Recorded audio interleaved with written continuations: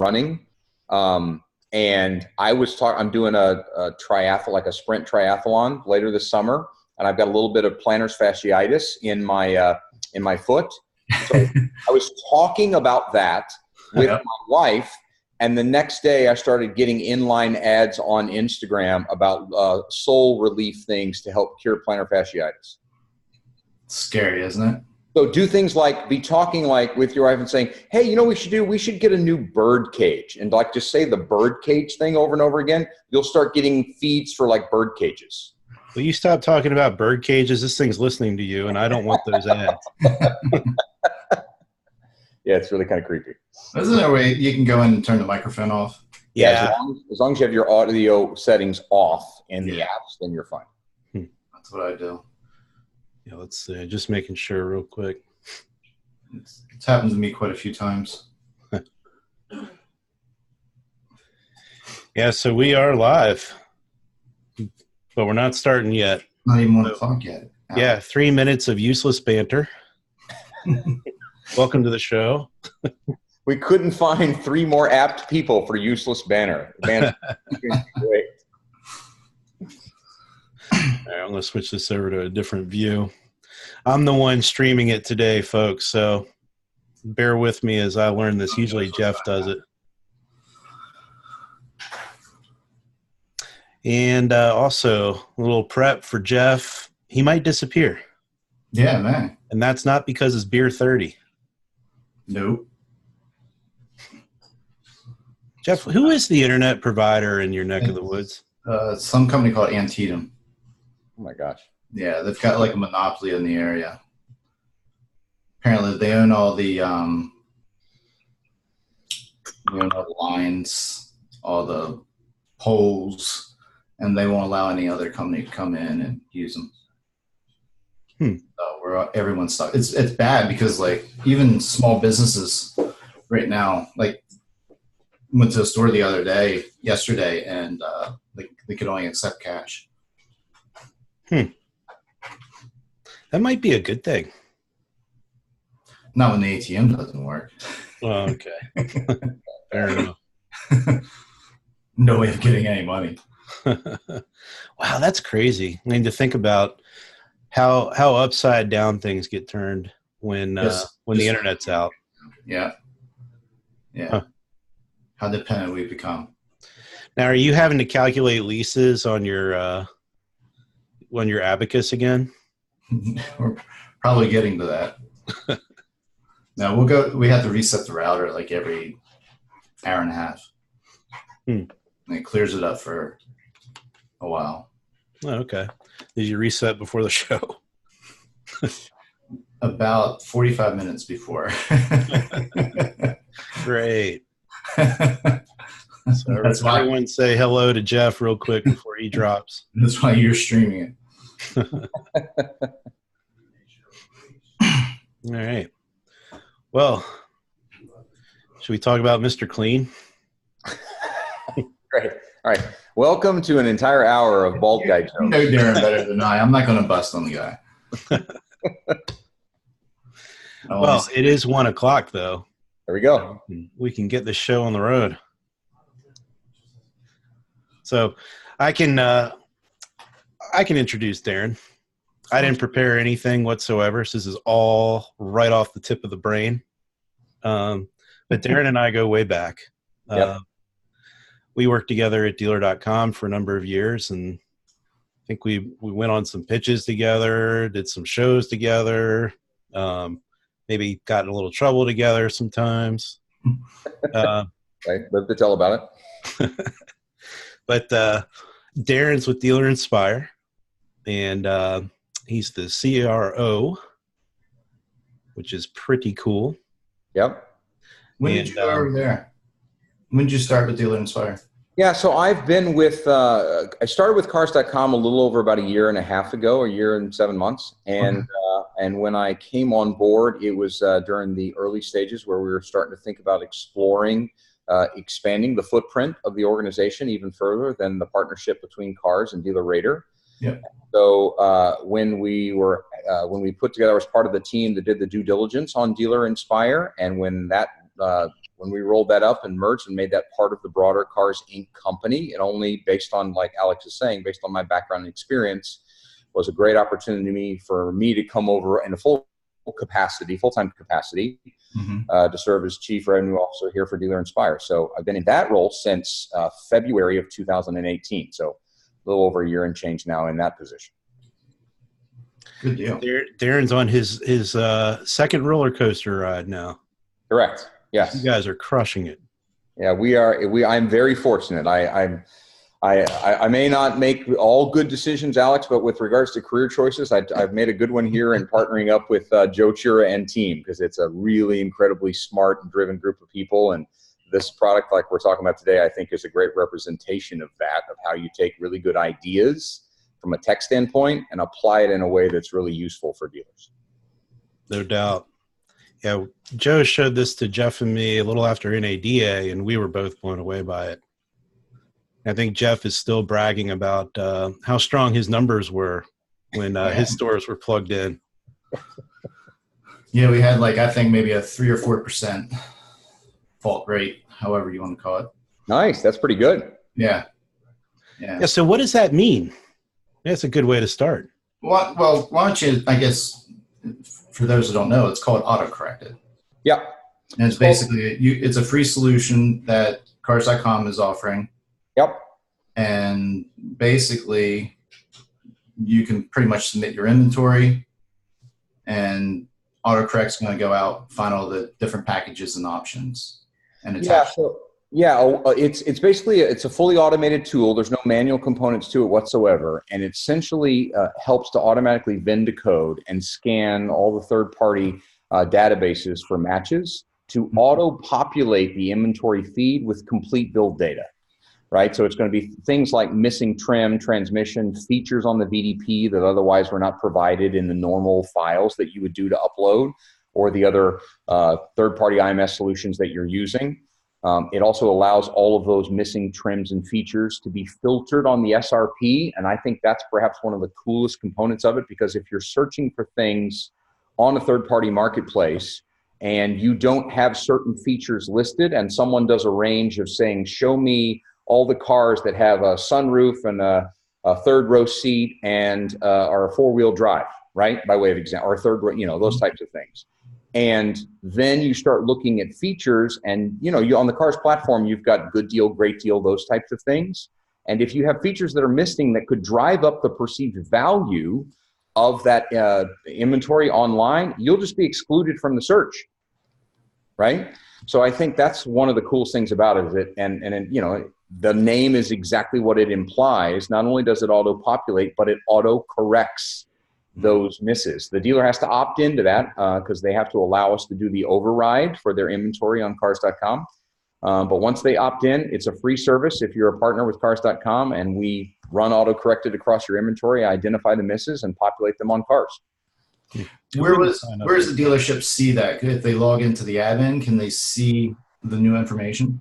Yeah, they'll be able to see which vehicles by VIN were missing what, right? And I can show you, again, we have that app that's kind of the client-facing component. Most of it happens behind the scene, and dealers, anecdotally, this is still very early. This is a solution that we debuted at NADA. As I'm sitting here talking to you guys, we've got over 3,500 dealers that are leveraging this on the Cars platform today. So we're still pretty early. I don't have macro data stats to share with you, but we anecdotally see things like dealer was having their inventory listed on page 7 or page 8 of the inventory search, and now they're showing up on page 1. Oh, wow. Right? Just because things were missing and they weren't optimal for the best match, and now they are. I guess once everyone's on the platform, I guess they'll sort of level out a little bit. Yeah, it should normalize a little bit, right? But I think the other piece, and Alex talked about this with regards to the partnership with Dealer Inspire, as a part of one organization. So it's super cool that obviously this is fixing the inventory and the listings on Cars. But we're not blind to the fact that dealers are listing cars in a bunch of different places, on their website, on other third-party marketplaces, and where they push their inventory across the ecosystem. And it doesn't do them a ton of good if it's only correct on Cars. We need to make sure it's correct everywhere. So In the coming months, we are going to be deploying this through the new IMS solution we call Metal with Dealer Inspire, and now we'll be able to apply the auto-corrected technology and export that corrected feed to all the third-party solutions that the dealer wants us to push it to. Nice. It's not live today, but that's coming. How accurate is it? Again, the match rate, I don't know that I've got a statistic on the accuracy, but this is where we're partnering with the dealers early on to say, all right, these are the vehicles, these are the VINs that are saying was missing this description or this trim, and doing some audits individually store by store. We haven't had pushback yet from any of the partners that are saying, yeah, this is completely off and the statistics are completely inaccurate. So, and it's also, you and I talked about this before we got on live, it's in a partnership with Car Story. Right, so we're leveraging their technology in a partnership there for two things: scanning all of the other third-party marketplaces, and then also they've got OCR technology there, which is the visual optical resolution, to just in scanning the photos that are uploaded as a part of the feed, identify things that otherwise would not be listed in the VIN code. So, so if there was an aftermarket accessory like step rails or like a tow hitch or things like that are added to the car that are just missed, that'll get added. Yeah, I wasn't aware of that. That's cool. Yeah, pretty cool. What about different buttons on the dash that equate to, maybe four-wheel drive or heated seats? Yeah, a lot of the two big areas. That's one of them. Buttons on the dash, because again, that shows up in the photo recognition piece, and then also through the the deeper scan of data set that Car Story has. The safety features that are a part of the vehicle that otherwise are going to be naked to the human eye. Like you're not going to see that. And so a better, cleaner, more robust transmission and trim description to add to your things there. Both of those things are the two most common additive things that we're auto-correcting, if you will. Have you had any issues where it's added something that doesn't belong? I'm sure that probably does happen, but I don't have specific examples. That hasn't been a problem in a macro level where people are saying, hey, please turn this off because it's adding things to the car that don't exist. Gotcha. I know that can always be an issue. Someone comes in and says, hey, your description says it has this. Right. Have it. And then all of a sudden you're paying to have it put on. Yeah. Well, that's good. Yeah, sorry, I'll just, we're kind of in the weeds of some data stuff, but one of the things that we did, and I think we're always in this industry, I think we're quick to say, I know I would be when I ran my store, I would say like, look, I'm paying all of these providers to make sure this information is accurate, right? I've got a partnership with this, and these companies to make sure that this is not a problem that we have. So in our partnership, we did an audit of the 22 million online vehicle listings that we have on cars.com. And we found that 9 million were listed with incorrect or wrong options. And 2 million were listed with the wrong trim. Now, again, I'm not really good at math. I was told there would be no math, but that's basically half. That 9 and that 2, that's 11 that are going to have. That's 50% of the vehicles are missing vital errors. I don't know if I'd want a chief revenue officer not knowing math there. I was trying to quote one of the other good movies that Alex and I used to watch all the time. But well, I know Cars.com released, I think it was a press release or something. I think it was, they had 730 units scanned, and 30%, I think it was like 38 or 39% had incorrect or missing options. And then I believe that equated to about $600 or about $66,000 in lost revenue. Yeah, so for every, done a different way, again, I was making the joke about the math, but here's some more math. For every 100 vehicles that we found across the scan, dealers are losing $250 per car. There was over $25,000 in potential profit loss because you're missing a description of a trim or an option. And if you were to try to go back and manually correct or fix that, it would take up to 30 minutes a car, right? So up to date, out of the over 3,500 dealers we have, I'm pull up some stats here for you. So far, we've corrected over 250,000 vehicles. 253,978 vehicles have been corrected in the early stages. sedans, SUVs, and crew cab trucks are the three buckets that tend to have the most common errors nationwide. Well, that was my next question, was around custom trucks. Yep. Yeah, because they're always a big mess. Sure. Now, when a dealer first comes into, or when you first pull up the app and show a dealer how many, what their rate is for how good they look. Yeah.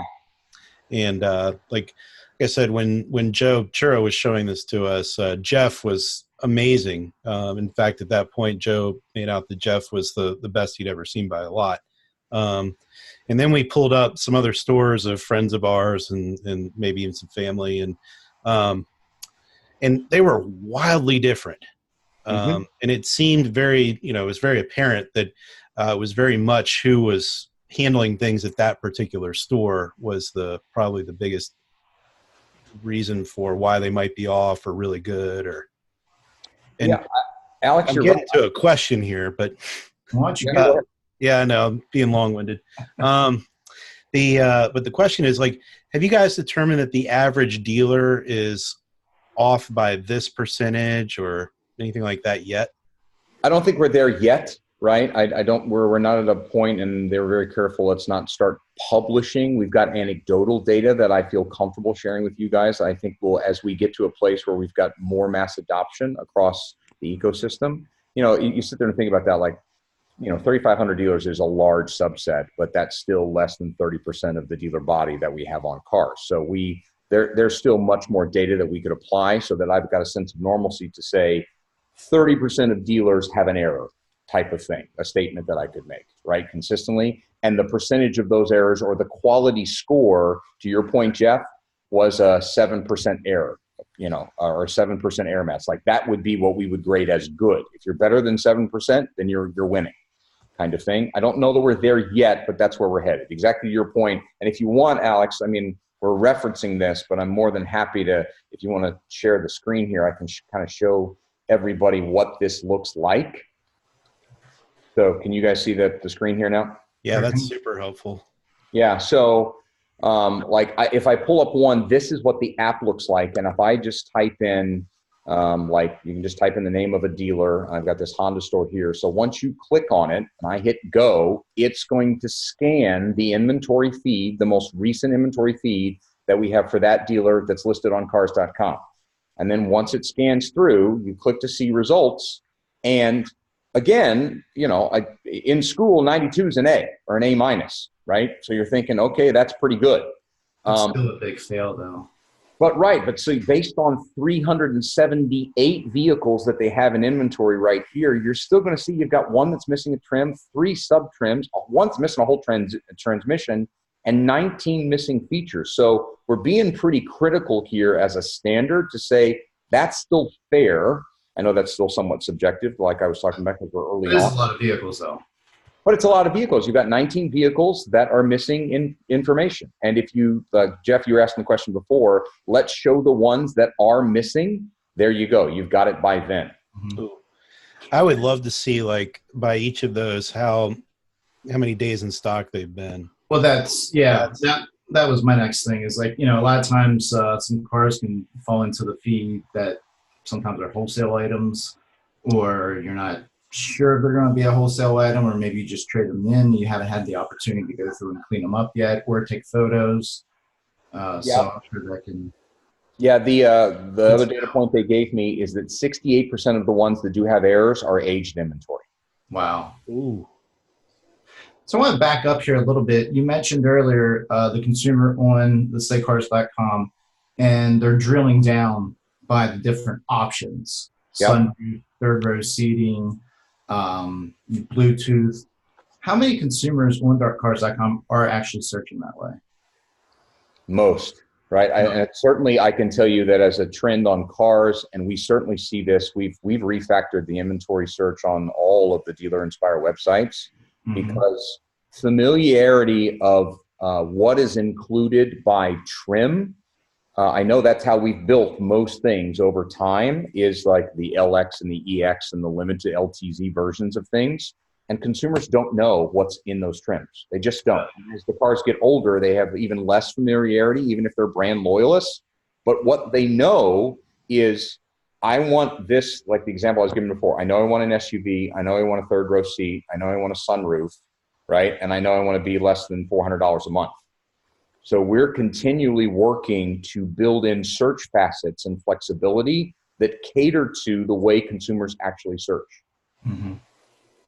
Well, and two, I mean, those trim levels can change what features are part of those trim levels. That can change from year to year. Of course it does. It's impossible for the consumer to keep up with all that. Yeah, so the direction we're heading is not only, the click and the drop down, and, I affectionately, but also kind of picking fun at the industry, call that the click scavenger hunt, because you're always over there in the left-hand rail where you're trying to find the thing that you want to add to your search. I think we're also moving to a place where we want to be able to say, just type in a free-form search. Like you can just, and a lot of websites, not just Dealer Inspire, have that capability set. But that's what the consumer is looking to do. Let me just type in, SUV, third row seat with navigation and Bluetooth, and show me everything that applies, especially when you're talking about used cars. We've got a request from the audience. What's the magic word? The magic word changes, so I could give you the one for today, and they would change again tomorrow. But this is where, again, where if you want to send in your information, or if you want us to walk you through a deeper thing, or even show your inventory, we won't show it here live on the forum. I don't want to call out anybody. I'll pick on Jeff's stores, but we know he's going to come up with good scores at this point. But yeah, happy to, as a follow-up, just send your information in, and we'll set that up for you. It's very easy for us to do. You hear that, Chris Leslie? Now stop. We'll post something there in the forums as well. Yeah. Cool. Will that interface ever be made public, or is it just too much to allow anybody to plug any dealer's name in there? Well, again, it's also proprietary information because people would then start plugging in their competitor's name. Right, that'd be the first thing you do. Of course, and they'd say you can't go buy a car from them because I'm 40% more accurate and that kind of stuff. So, right? No, I think the answer to that question I can pretty confidently say is we would not ever make that public facing, but it is a great tool to be able to leverage. Listen, I'll go back to what you guys were you said this, and I'll just kind of repurpose it a different way. It really is about the area of focus and the experience of the individual that is managing this within the dealership. I think we find that if you have someone that really understands the impact financially of what can happen all the way up at the 35,000 foot level when you don't have inventory properly merchandised, then we tend to find dealers that have got a very small margin of error. If you have folks that are just relying on a third party, you're going to see a much greater percentage of errors. I always figured it was absolutely important to be accurate, but it's nice to be able to put tie some money back to it. Right. And you also mentioned that your dealerships that are participating in this now are jumping up to page 1 and 2, whereas they were maybe 7, 8. Are you seeing an increase in leads? Is there an increase or a decrease? Are they selling the cars faster? Yeah. Turn rate, 14.5, 14.3 day turn rate faster. Wow, that's huge. Early return on that. Mm-hmm. So those were 2 big data points I pulled out of the data when I was looking at it as a prep to come and have a conversation with you guys. The 68% of the cars that have got errors are aged. So I thought that was a big one. Yeah. And the turn rate, the fact that you can turn this inventory faster, that's another huge one. 2 weeks faster. And you're not carrying floor plan on these things, that's the way to go. There used to be an old, it wasn't a saying, but it's sort of an old practice where dealerships would not put, almost to a point where maybe you're over merchandising vehicles. Right. And by not having particular items listed, it might get the consumer make a phone call or a lead. Yes, I love this question. You know where I'm going with this one, right? So, Alex, Joe and I joke around now that anytime we do these digital presentations or conversations, we should create a drinking game that every time somebody says Amazon, you have to take a shot. So everybody, here you go. So Amazon, take a shot. I'm not talking about them in automotive, but if you, Jeff, your question about how a consumer searches, right? If you go on, and I know we're not talking about cars, but if you talk about anything else that a consumer does online in that platform, if you're looking for something and you cannot find the answer, or if something is not properly merchandised, like it would never occur to you to find, like, where's the email button that I can click on to ask a question? Where's the phone number that I can call that vendor and say, hey, does this thing come in blue? You would do that. Instead, what would you do? I just go look for the vehicle I'm looking for. Yeah, you just skip it and you go to the next one, or you just go to the next thing that you were looking for. And I think, again, that's what that legacy mentality that I want to kind of keep some of the cards close to the vest, because it's going to drive higher conversion of leads, is a bad way to think about it. The consumers these days are expecting you to do a very good job of fully merchandising things online. And if you want to be competitive, the data's proving it out. You can turn your inventory faster if you have it more correctly merchandised online. You got me thinking maybe there's a new metric we should be looking at, which is called VDP bounces. Yeah, so right. You've got cars that are, getting hit. The people are jumping off real fast. Yeah, they can't find what they're looking for, so they just go to the next one. Yeah. Yeah, you can share that one with Joe Pastel. He's probably already thought of it, though. Yeah. The other thing that I think is an undercurrent of this is that there is so much, and this kind of anchors in with what we're trying to do at Cars and Dealer Inspire across the whole org, is it's not about a race to the bottom on pricing, right? Like, we all just tend to get sucked up into that game of thinking that third-party marketplaces and websites, we've all got to just delineate the price component all the way down to bare bones in order to be competitive.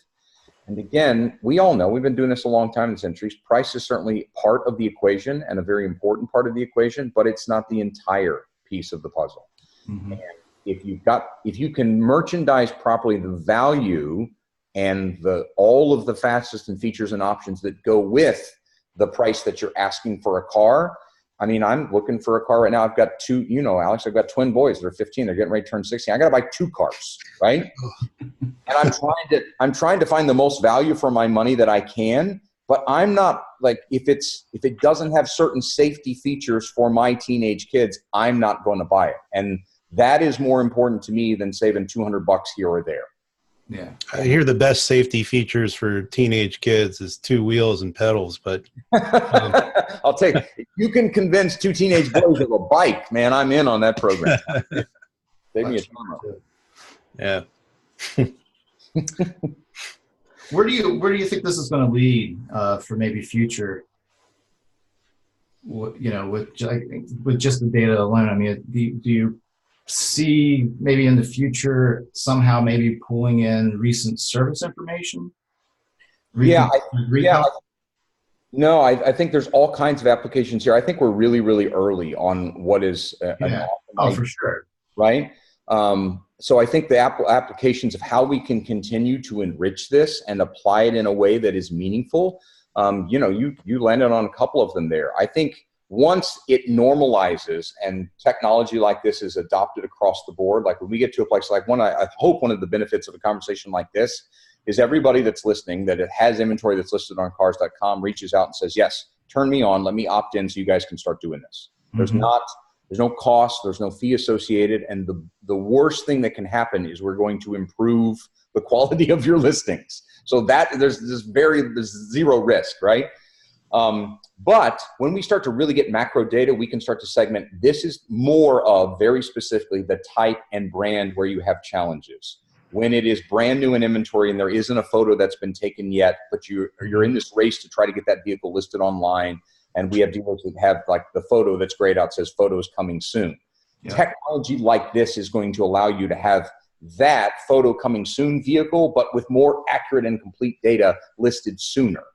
One of the examples I pulled here is like a Jeep Grand Cherokee has 10 different trim levels, right? And the other one somebody gave me was a Cadillac, like a Cadillac CT6 or something. 96 different features on that, right? Like, there's just not a way to accurately try to manually go back and make sure you've got all of that based on the version and the year that you purchased. So I think there's all kinds of interesting ways we can apply this. I love the service data piece. Can you imagine if you applied this, Jeff, with all of the VINs that, like, think about it on the proactive hunting nature within our industry, that everybody that has done service at your dealership within a certain range, you could run AutoCorrected about it. And now you know even more about all of the customers that are bringing vehicles into you that could help power a customer database mining campaign proactively from service to sales. Yeah, I like that. For sure. No, this is powerful everywhere. Where I think, this is a hard one to prove, and it's something that I've been wanting to prove forever, is that better data online equates to more floor ups. That's right. And I'll take a floor up over a lead or a phone call any day. Right. Of course. And are you guys working on anything to try and equate cars.com listings or even Dealer Inspire visitors to the dealer's website, equating to more walk-in traffic? Yeah, that's constantly what we're working on. Is I think that's the holy grail we're all getting to, because you're exactly right. The quality of that floor up is superior, right? I don't care how good your digital marketing strategy is. The best of the best are going to have some sort of 20% conversion to a lead that's going to funnel through those traditional, which means that 8 out of 10 people are not a lead, right? But they're all our internet customers. And you guys have heard me say this a million times. There's no such thing as a walk-in. That is a fallacy. Doesn't exist in our industry anymore. Everybody has been online at some capacity, and a well-informed walk-in that has confidence in specifically what both you have listed online and what they're going to see when they get there, because the two tie together, the close rates on those are exponentially better. I don't know what the latest statistics are, but the average consumer is visiting 1.6 or 1.8 dealers now, or whatever that latest math is. I think it's higher, closer to. There's been a few studies out there to debunk that. Yeah, and but I think it's on average close to 2.5. But then a huge percentage of that is more than 3 dealerships. Right. So I still subscribe to the belief, Jeff, that is because the first one screwed something up. Oh yeah, for sure. Right. I don't know that any consumer is looking forward to visiting 3 stores to go hunting for what it is they're looking for. And they're no matter what I'm purchasing. Right, exactly right. This is our industry, and this is what we're passionate about. And I don't know of anyone that goes, man, I hope these guys tick me off so I can leave and go to the next place. Or I hope, right? There is this hope that everything that I did online, all of the inventory that I was looking at, all of the things that were merchandised and marketed and represented to me, not only just in the listing, but in the communication channel, proper expectation setting.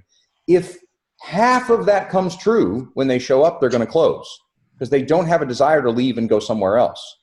I think that data point is another one that this can help to impact. You will have a higher close ratio on that first-time walk-in or that showroom up, Alex, if you meet the expectation the consumer has in the first place.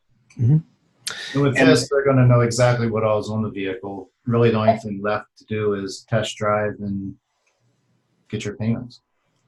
Yeah. Right. There were so we had John Berna on. I don't know if you know him or not, over at Driven Data, but John was on Refresh Friday last week. Was it last week? Yeah. Man, weeks are seems like forever. Yeah, he had some interesting information around CPO. Well, there were 2 points that I wanted to bring up. One, come back to CPO in a minute, but going back on the floor up discussion. Before we went into the Refresh Friday show, we had a bit of an in-depth conversation with John about the sentiment towards internet leads in stores now, because we talked about leads and how the quality's dipped so much over the years, and there was a poll that we had found on one of the online communities where somebody was asking if they prefer to have floor ups or internet leads, if they could only work one or the other exclusively. And the resounding response, and there were a lot of responses, was I want I want walk-ins or floor traffic because I make so much more money on them. And there's this, belief that all internet leads are minis. I think that's perception. Yeah, it is perception, but perceptions can be true. Yeah, it's the reality. So I think this just gives more credence to what you're saying, Darren. But then again, if we're not merchandising the vehicles properly, when the customer comes in, they're already, thinking about that this car isn't worth what they're asking for, so I'm going to try and get it for less. Yeah. So now we got something like autocorrect that's going to help increase the value of the vehicle. Yeah. So a couple things here I'll add to that. I think you guys are both on it, right? The tying back through and I don't want to get us into an attribution discussion, but we're placing on all of Cars and all of the DI websites what the team calls Roxanne is the tool, but it's a pixel on there that can map the customer journey. And so when a conversion or a lead comes through, if I'm identifying that it is Alex Snyder that has shopped on Cars and or shopped on Dealer Inspire and then shows up, they are 4 times more likely to purchase as a shown appointment than one that doesn't, and through other sources that we see across our ecosystem, because we've got that tag placed on all sources, right? But the point that you guys are talking about there is that, and I agree, listen, I ran stores and large BDCs. I do believe, Alex, that that perception is continuing to erode about the quality of an internet lead. We still have across all of our sites all of these hooks and forms and ways to try to get a customer to trick us into giving us their information. And more consumers, I mean, just look at Get ePrice as a thing. And more how old is that button? Like, what, 12 years now at this point? I still don't even know what Get ePrice means. But think about that. Still one of the best, electronically. Right. It's still one of the best form conversion things that exist on any platform, not just Dealer Inspire, but others. And consumers have figured out, I can trick it. I can put in a Bogue email address or a Bogue phone number just to get past the gate so I can get more information. Yep. And that lead funnels into some department that you're taking that survey, Alex, where they're saying, I don't want any more of those. Those are garbage. Please just give me a higher quality opportunity to engage. Yeah. The trust that we have to have and the leap of faith, where I think dealers that are going to win and want to compete against the other guy or gal are going to be the ones that use tools like this, because then they know if I put all of my information out there, I'm transparent, regardless of what your marketing strategy is, whether that's pricing or process or whatever the value prop is for your store. If you're transparent in that, and then when the consumer shows up and those two pieces connect and there's continuity on the value promise, those are the folks that make more money and they have a higher close rate. Now, what's funny, what I find comical about the studies that say I have a higher average AP, PVR on the ones that are walk-ins. There's no such thing as a walk-in. They didn't just stumble by the store and go, oh, I think it'd be a great idea to buy a Honda today. They have been online and they have shopped you and they have compared you against the other competitors in the space. It's a matter of whether what you did online was consistent with what you did in the store. Whatever that process is, that's why those dealers, it has nothing to do with a metric or a definition of an internet customer. It is a metric around the connected consumer experience. What expectation did I set online? What expectation did I deliver on when they came into the store? Do they have a seamless, continuing, transparent process when I walk in? Those are dealers that are making more money. Yeah, I almost. Oh, go ahead. Well, we're going to switch over to the CPO conversation now. Well, no, I was going to say I almost don't like autocorrected the more I think about it. Oh, good. I've done a great job here. This is fantastic. Turn it off.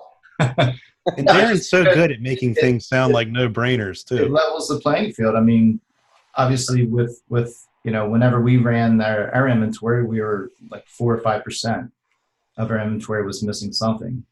So, now that all the dealerships out there have this opportunity, sort of, levels the playing field. Well, listen. So here's the transparency part of this. Like, Cars is a consumer platform, right? We work with both the dealer and the consumer, and we are adamant about our partnership with our brick and mortar dealers. That's what makes our industry so fantastic and unique. But we want to make sure that the consumer also has a great experience on our sites. And having misinformation or things that aren't listed properly, I think fundamentally just erodes and leads into all the stereotypes that we hate about the car business. Mm-hmm. So fundamentally, this product aligns with the value prop that we have as an organization.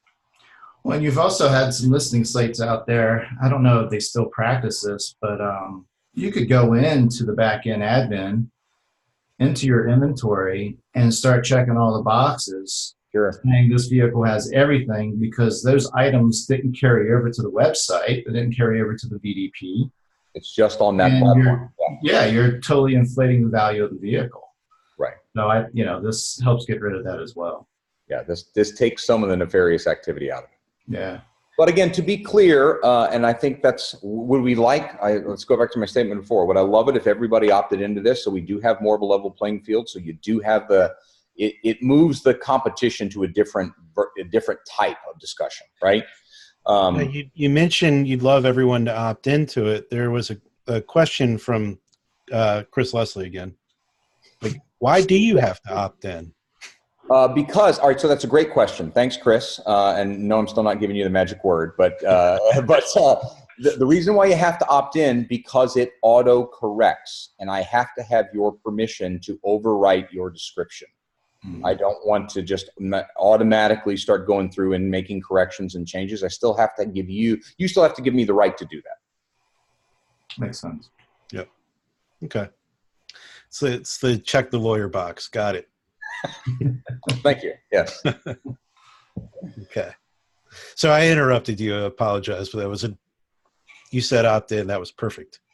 No. Listen, I think again, this is something that we're super excited about, because it's got applications beyond. Like, I would love, again, Jeff, to your point, this being a tool that then, because we've got greater normalcy and adoption, we then have really powerful data to leverage for folks who then want to apply a different way of thinking, the customer database marketing piece, the segmentation, identifying which better informed decisions around which type of vehicles in my market produce a faster turn, and I'm only going to go buy this type of trim at the auction, et cetera, et cetera, et cetera.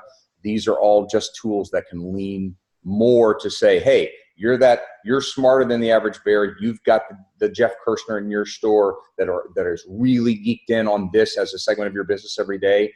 This is going to allow you to eliminate the basics that take up so much time. I thought you were going to say eliminate Jeff. Damn. No, it frees the power. Listen, the power. Okay, I like this. Well, the power of really good tech, guys, and this applies to not just this, but any good software technology. It allows you to free up your time to better apply skill set and resources. There's no way in the world I would want Jeff Kirshner manually updating missing trims and shit on that's stupid. Yeah, right? That's for sure. Let's leverage the valuable resource that is human capital on things that matter. Yeah, that's a really good point. Yeah, getting bogged down in the weeds of just checking boxes and things is silly for anybody these days. So now that you guys have this, oh gosh, sorry, the mailman there. Now that you have this feature, is Cars.com maybe considering more ways to highlight some of these different features and options? So the car has, the sunroof, if it has the cooled seats, if it has, some of these things are generic, but let's, get down to like Bluetooth, etc. Are you guys considering, because now your inventory is going to be more accurate, to be able to highlight those options on the VDP? I know you do a little bit now, but is there going to be, have you guys considered any like maybe visual cues to help highlight those options? Yeah, listen, I don't know that we have as a byproduct of this, but that's certainly a great idea, right? That's the beauty of this, is that the knowledge share of what's possible once you apply this tech gives us an open field to do even more. Beyond the good deal, great deal badging that we have, there are things that this type of detail would allow you to take advantage of. And again, I think, let's go back to the early part of the discussion, the most popular features that people are looking for, right, could be highlighted through iconography based on things like this. Yeah, there's give you a little plug to the new inventory display on Dealer Inspire's got that. It's pretty slick. Yeah, you're exactly right. Like, we're trying to get to a place where you've got the icon representation of what's there, and we allow customers to search by those features. You can click right in them as you go, rather than, again, going on the feature scavenger hunt on the left-hand column. That's still there if you want to go the old school way of doing it, but you can also just scroll through and say, okay, I want to check sunroof and Bluetooth and third row seat, and it'll pull the inventory that fast. Yeah, and it is quick. You call that lightning, right? Yeah, we call it lightning because it's all about speed, right? Like the spinning wheel of death, especially if you have a large dealership with tons of inventory. Every time you go to do another drop down, you've got to wait for the thing to reload or refresh, and you don't have to do that at all in a lightning search. All right. Well, I got one more softball for you. Okay. So before we went live today, Christine Spinelli, who's great to work with, by the way, she sent over a little press release for some charitable stuff you guys are doing. Yeah, that's exactly right. And we're super excited about this one, especially if you think about Memorial Day that's coming up, right? And so much of what we do, again, it's what gives me such great pride of working in the automotive industry, because automotive dealers are usually very, very supportive of our military veterans. So Cars.com has just partnered with this organization called TAPS, T-A-P-S. And we'll probably also post in the forum here following this call a link and more information about that company. But it's an organization that provides support to families that are grieving from a military loss. And there wasn't another organization that existed out there that when you have a loss in your family from the military, what does the support look like for the spouse or for the kids that then have to carry forward? So this organization does tremendous work to create a support ecosystem, both financially and emotionally, all of those types of services. They'll have all that detail on what we can post. But Cars.com, as a broad company, Cars, Dealer Inspire, and DealerRater has partnered and are going to do, we've guaranteed a minimum $1 million contribution of additional media value on the Cars.com platform for the month of May. And what we're doing in addition to that is that any dealer that wants to opt into a new service or up their spend in any way, shape, or form, we will match that in the month of May to drive up additional value for TAPS. And we can give, logo recognition to those dealers on their sites or on their listings that they are contributing to TAPS as well. So again, it's a nice byproduct and exciting and a great forum like this to chat with you guys, that if you want to learn more about that and want to learn more about that organization, we're obviously super passionate about it. It kind of fundamentally aligns with the values that Alex and team have at the company. And so we're excited to see how we can help support and drive a bunch of awareness for their company. That's fantastic. Yeah, very fantastic. Well, that's a great note to end on. That and Darren, where do you get your haircut done? I mean, no.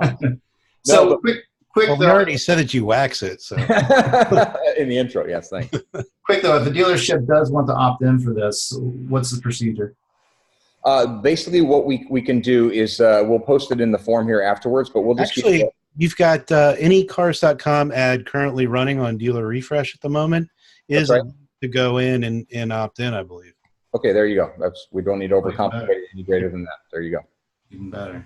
Yeah, because it is Ad Click Friday. That's right. There you go. Click all the ads. So yeah, Darren, thanks. It's been good catching up with you again. It is always great chatting with you guys. I appreciate the work that you do and bringing conversations like this to the industry. So keep up the good work, and thanks for the partnership. Y'all have an awesome weekend. You as well. Thank you so much. We'll see everyone back here next Friday. Okay. See you.